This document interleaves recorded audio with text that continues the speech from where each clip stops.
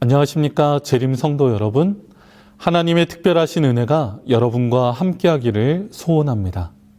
오늘은 이사야의 기별을 사랑했던 침례 요한이라는 제목으로 함께 말씀을 나누고자 합니다.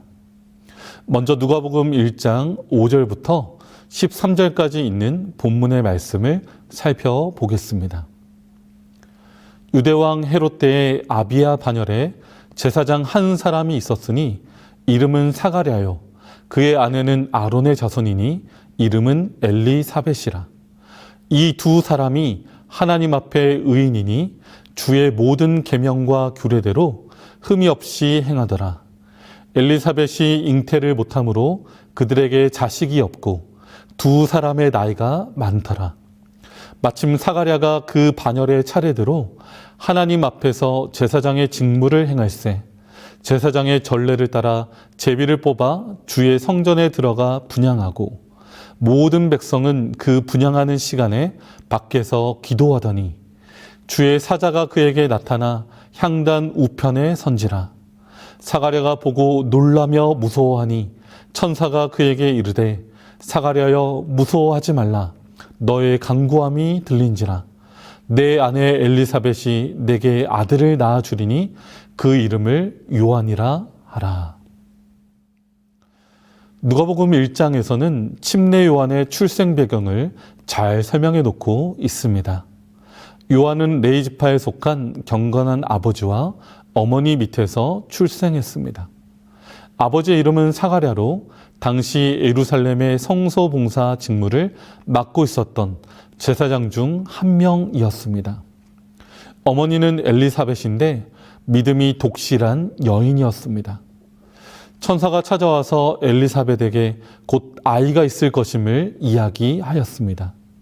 엘리사벳은 이미 나이가 많아 아이를 낳을 수 없는 상황임에도 불구하고 천사의 말을 믿고 순종하였습니다. 반면 사가랴에게도 천사가 나타나서 이 소식을 전했으나 사가랴는 그 말을 믿지 못하여 요한이 태어날 때까지 벙어리가 되는 현상을 경험하게 됩니다. 그런데 신기한 것은 엘리사벳과 사가랴가 만나서 서로 천사로부터 전해받은 아이의 이름을 적었을 때 요한이라는 이름으로 일치한 것입니다. 그리하여 두 사람은 이 일이 하나님으로부터 온 이름을 확신하게 되었습니다. 누가복음 1장 14절부터 17절까지 있는 말씀을 제가 읽겠습니다. 너도 기뻐하고 즐거워할 것이요 많은 사람도 그의 태어남을 기뻐하리니 이는 그가 주 앞에 큰 자가 되며 포도주나 독한 술을 마시지 아니하며 모태로부터 성령의 충만함을 받아 이스라엘 자손을 주 곧 그들의 하나님께로 많이 돌아오게 하겠습니다.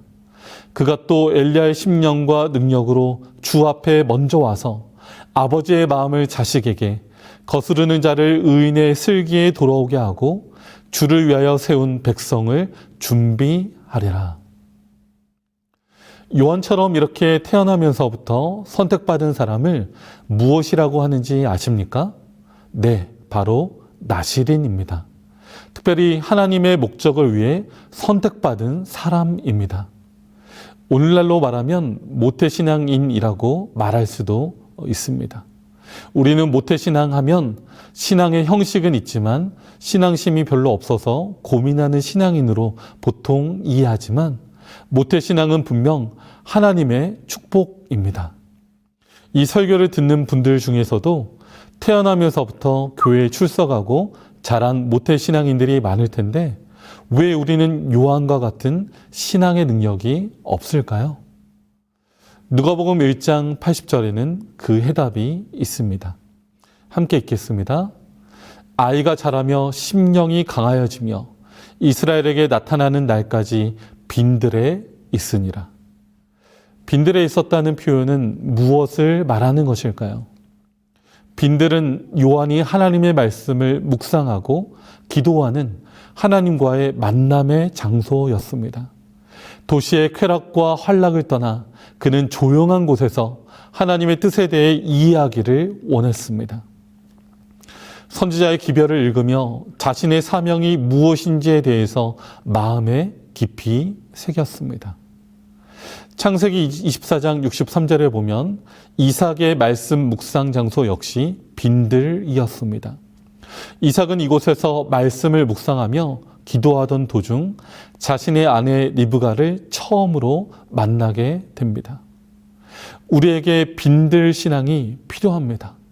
바쁘고 요란한 우리들의 삶 한쪽에 빈들 같은 하나님과의 조용한 그리고 구별된 만남의 시간이 필요한 것입니다. 하루 24시간 중에 성도님들에게는 빈들의 시간이 있습니까?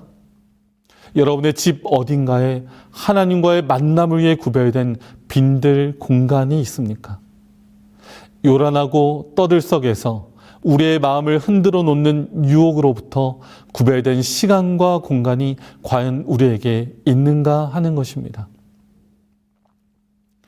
미국의 국회의사당에는 국회의원들을 위한 기도실이 있다고 합니다. 수많은 국회의원들이 이 공간을 이용하는데 그들에게 있어서 그들의 신념과 확신을 위협할 만한 일들이 마음을 괴롭히고 머릿속을 어지럽힐 때마다 하나님의 뜻을 묻기 위해 그들은 이 기도실을 찾는다고 합니다. 링컨 대통령은 백악관에서 자신의 집무실을 기도의 공간으로 만들려고 늘 노력했다고 합니다. 그는 하루의 업무를 시작하기 전 먼저 하나님의 임재를 느끼는 것을 우선으로 생각하고 살았다고 합니다. 고아들의 아버지로 유명한 조지 뮬러는 하루에 3시간 이상 기도하는 것을 자신의 삶의 원칙으로 삼았다고 합니다. 빈들 신앙이 있는 사람은 분명 그의 삶이 변합니다. 하나님의 뜻을 구하는 삶을 살게 됩니다. 우리에게 여전히 영적 힘이 없는 가장 큰 이유는 바로 이 빈들의 시간과 공간이 없기 때문입니다. 하다못해 일주일 중 특별히 구별된 안식일 시간마저도 우리의 개인적인 일들과 업무들을 처리하는 데 사용하고 있지는 않습니까?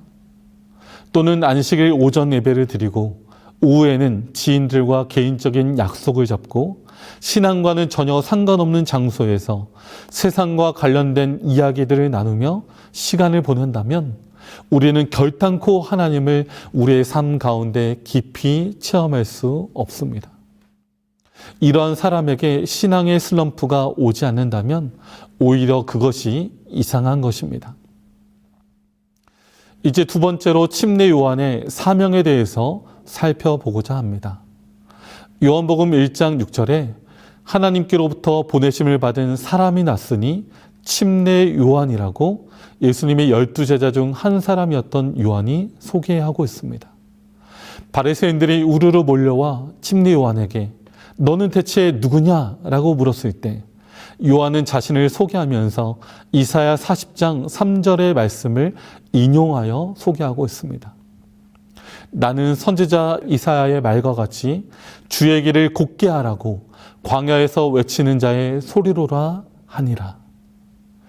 소리는 무엇입니까? 형체가 없는 것입니다.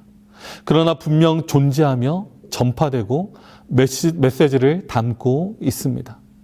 요한은 자신을 드러내려고 하지 않으며 겸손하게 하나님의 기별을 전파했습니다. 많은 사람들이 도시의 삶에 매료되어 환락과 쾌락에 전념하고 있을 때 그는 광야의 기별을 전파했습니다. 그래서 그의 기별은 회개의 기별이며 그가 베풀었던 물의 침례를 성경은 회개의 침례라고 기록하고 있습니다. 구약의 마지막 선지자 말라기 이후 400여 년의 긴 소리의 침묵이 있었습니다. 사람들의 심령이 굳어져서 하나님의 음성 듣기를 싫어했습니다. 자신들의 생각과 유전으로 하나님의 뜻을 대신했습니다. 신앙은 하나님에 대한 참된 사랑과 이웃에 대한 자비를 나타내기보다 자신만 이 세상에서 행복하게 살기 위한 하나의 수단에 불과하였습니다. 이러한 때에 긴 침묵을 깨고 한 소리가 울려 퍼졌습니다. 회개하라, 천국이 가까웠느니라. 어쩌면 지난 한 주 내 삶 가운데서도 소리의 침묵이 있지는 않았습니까? 하나님의 말씀을 단 한 절도 또 단 한 장도 살펴보고 묵상하지 않은 채 보내지는 않으셨습니까? 하나님의 말씀을 진실로 사모하는 곳에 하나님으로부터 오는 참된 부흥이 있습니다. 참된 변화가 있습니다. 참된 신앙이 있는 것입니다. 시대소망 100페이지에는 다음과 같은 말씀이 있습니다. 침례 요한의 시대에는 재물에 대한 탐욕과 사치와 과시에 대한 사랑이 널리 퍼져 있었다. 관능적인 쾌락, 잔치와 먹고 마시는 일이 육체의 질병과 쇠퇴를 일으키고 영적 지각을 흐리게 하며 죄에 대한 감각을 무디게 만들었다. 요한은 개혁자로 설 것이었다. 그는 절제의 생애와 검소한 의복으로 그 시대의 부절제를 책망해야 했다. 그런 까닭에 요한의 부모에게 지시들 곧 하늘 보좌로부터 보냄을 받은 천사를 통하여 절제에 대한 교훈이 주어졌다. 우리 모두가 세상의 것들에 집중하지 않고 하나님께 집중하는 사람들이 되기를 간절히 소망합니다. 요한은 하나님의 말씀을 사랑하는 사람이었습니다. 특별히 이사야 선지자의 기별을 사랑하는 사람이었습니다. 요한복음 1장 29절에 요한은 예수님을 가리켜 보라 세상 죄를 지고 가는 하나님의 어린 양이라고 소개합니다. 혹시 이 구절이 성경 어디에 있는지 아십니까? 네, 이사야 53장 6절에 있는 말씀입니다. 요한은 이사야서의 말씀을 자주 인용하고 사용했습니다. 그 이유는 아마도 이사야의 예언 가운데 메시아에 대한 예언이 아주 강력하게 나타나고 있으며 그는 자신의 사명에 대해서 자주 묵상했을 것이기 때문입니다. 시대소망 103페이지에 있는 말씀입니다. 요한은 경외심을 가지면서도 기쁜 마음으로 예언의 두루마리 가운데서 메시아 곧 뱀의 머리를 상하게 할 약속된 후손의 강림에 대한 계시들을 자세히 살폈다. 그분은 다윗의 보좌에서 왕위가 떠나기 전에 나타나실 실로 곧 평강을 주시는 자이셨다. 이제 그때가 이르렀다. 한 로마의 통치자가 시온산의 왕궁에 자리하였다. 주의 확실한 말씀에 따라서 이미 그리스도께서 탄생하셨다. 이사야가 메시아의 영광을 그린 황홀한 묘사를 그는 밤낮으로 연구하였다. 그분을 곧 이새의 뿌리에서 나온 가지, 정직으로 세상의 겸손한 자를 판단하며 공의로 다스리는 임금, 폭우를 가리우는 곳, 곤비한 땅의 큰 바위 그늘이 되시며 이스라엘을 더 이상 버리운 자라 칭하지 않으며 다시는 그 땅을 황무지라 칭하지 않고 오직 나의 기쁨이 그에게 있다고 하며 그 땅을 뿔나라 하신 것들이었다. 고적한 은거자 요한의 마음은 영광스러운 광경으로 가득 찼다. 그는 아름다우신 왕을 바라볼 때 자신을 잊어버렸다. 그는 거룩하신 위엄을 바라보고 자기 자신의 부족과 무가치함을 느꼈다. 그는 하나님을 바라보았기 때문에 사람을 두려워하지 않고 하늘이 보낸 기별자로 나갈 준비가 되어 있었다. 그는 만왕의 왕 앞에 머리 숙여 경배하였으므로 세상의 군주들 앞에 두려움 없이 곧게 설 수 있었다. 침례 요한은 이사야 선지자를 통해 주어진 예수님에 대한 묘사에 매료되었기에 메시아의 길을 준비하기 위한 자신의 사명에 전적으로 헌신할 수 있었습니다. 우리도 말씀을 통해 날마다 예수님을 발견하고 사랑하는 성도들이 되기를 바랍니다. 이제 세 번째로 그의 마지막 삶의 장면들을 살펴보겠습니다. 요한에게 있어서 아주 중요한 신앙의 키워드가 있었다면 그것은 바로 오실 그이였습니다. 이 땅의 메시아로서 오실 하나님, 그분에 대한 신앙이 그의 사명을 꼴지었습니다. 그러한 그도 헤롯의 감옥에 갇혀 죽음의 위기를 느끼고 있을 때 잠시 흔들리는 모습으로 제자들을 통하여 질문합니다. 누가복음 7장 19절부터 20절까지 있는 말씀입니다. 요한이 그 제자 중 둘을 불러 주께 보내어 이르되 오실 그이가 당신 이오니이까 우리가 다른 일을 기다리오니까 하라. 하매 그들이 예수께 나아 이르되 침례요한이 우리를 보내어 당신께 여쭈어보라고 하기를 오실 그이가 당신 이오니이까 우리가 다른 일을 기다리오리이까 하더이다 하니 오실 그이가 당신입니까? 그때 예수님의 대답은 대답하여 가라사대 너희가 가서 보고 들은 것을 요한에게 고하되 소경이 보며 안진뱅이가 걸으며 문둥이가 깨끗함을 받으며 기머거리가 들으며 죽은 자가 살아나며 가난한 자에게 복음이 전파된다 하라 였습니다. 이 말씀은 이사야 42장의 내용에 기초한 것입니다. 이사야 42장에 나타난 메시아에 대한 예언 부분을 예수님은 요한에게 상기시킨 것입니다. 너도 알지 않느냐? 너가 그토록 사랑하고 열심히 묵상했던 이사야의 기별 속에 나타난 예언들을 지금 내가 성취시키고 있다라고 말입니다. 그리고 침례 요한의 사명이 훌륭하게 이루어졌음을 말씀하십니다. 여자가 낳은 이 중에 침례 요한보다 큰 이가 없다라고 말입니다.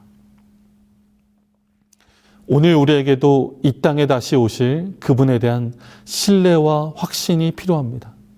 주님께서는 오늘도 우리에게 당신의 약속의 말씀으로 우리에게 말씀하고 계십니다. 온 세상의 모든 역사가 돌아가는 형편이 성경이 미리 예언한 대로 성취되어 가고 있지 않느냐. 나는 이 모든 것을 구속의 시간표에 따라서 정확히 성취시키고 있다라고 말입니다. 사랑하는 성도 여러분, 여러분들에게 빈들의 시간과 공간, 그리고 그 시간과 공간 속에서 하나님과의 말씀으로부터 얻게 되는 친밀한 교제가 있기를 간절히 바랍니다. 세상에서 가장 슬픈 일은 자신이 믿는 대로 살지 못하는 것입니다. 저도 순간순간 두렵습니다. 그리고 떨립니다. 하나님이 분명 살아계시고 곧 오실 것임을 알면서도 종종 무지한 모습으로 멍한 상태로 내 자신의 욕망을 따라가는 그때마다 마음이 무겁습니다. 오늘 하나님을 믿고 신뢰하는 모든 재림 성도들이 날마다 빈들의 시간 속에서 하나님을 찾고 사명을 확인하는 사람들이 되기를 간절히 바라며 말씀을 마칩니다.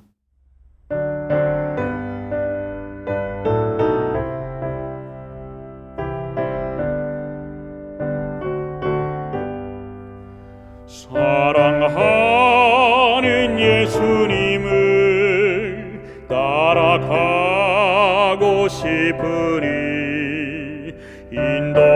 인도하여 주옵소서. 어디든지 가리나 날 위하여 법의 피를 흘려주셨사오니 모두 주를 버리어도 나는 따르오리다. 깊은 바다 물결같이 위험하고 거친 길 구주 먼저 가셨으니 나도 따르오리다.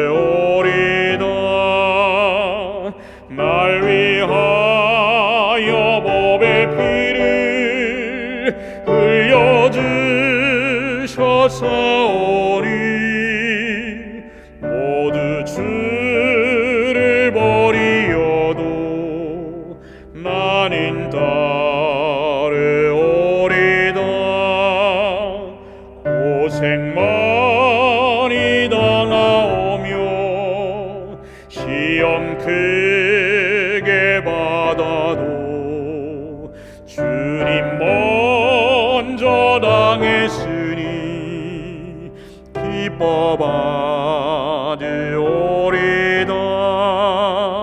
날 위하여 법의 피를 흘려주셨사오니 모두 주를 버리어도 나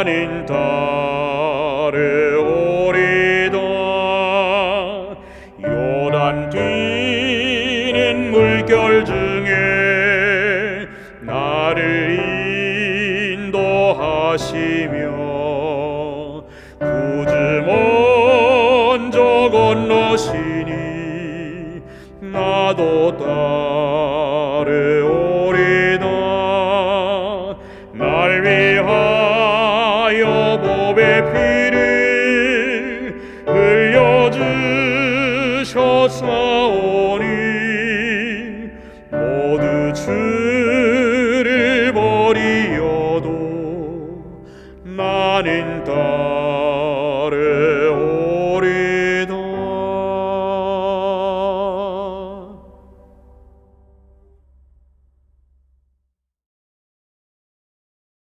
사랑과 은혜가 많으신 아버지 하나님, 침례 요한처럼 우리도 주님의 길을 예비하는 사명자로 세워 주시옵소서.